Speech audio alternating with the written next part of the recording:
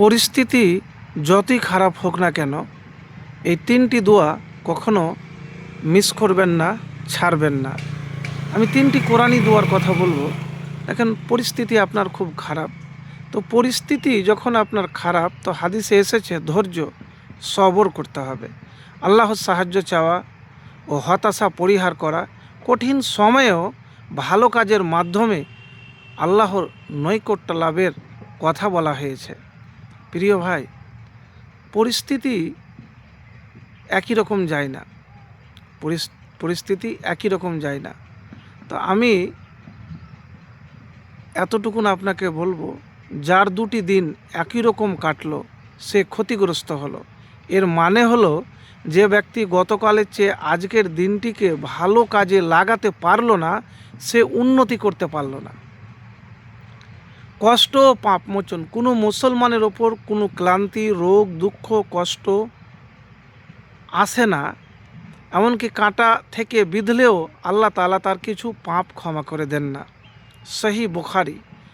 হতাশা পরিহার, আল্লাহ বলেন হতাশা হইও না, অবশ্যই আল্লাহ তাআলা তোমাদের সঙ্গে আছে। সূরা তওবা 40 নম্বর আয়াত। তো হতাশা শয়তানের একটি ফাঁদ, যা আল্লাহর রহমত ভুলিয়ে দেন। আল্লাহর সাহায্য চাওয়া, কঠিন পরিস্থিতিতে, খারাপ সময়ে, খারাপ পরিস্থিতিতে আল্লাহর কাছে আশ্রয় চাওয়া। আল্লাহর সাহায্য তার বান্দার জন্য অব্যাহত থাকে যতক্ষণ বান্দা তার ভাইয়ের সাহায্য করে। তো প্রিয় ভাই, আমরা মনে মনে ভাবি যে মনে হয় কারো সাহায্য করার প্রয়োজন পড়ে না, যার হয়তো উঁচাতে উঠে গেছে, আর নিচে মানুষের কি আর মনে রাখবে। তো দেখেন, পরিস্থিতি কঠিন জিনিস, এটা কখন কিভাবে বদলায় কেউ বলতে পারে না।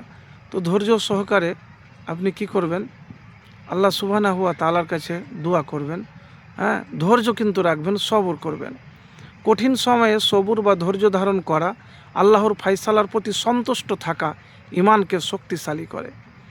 তো জটিল খারাপ পরিস্থিতিতে আপনি কখনো হতাশ হবেন না ভাই।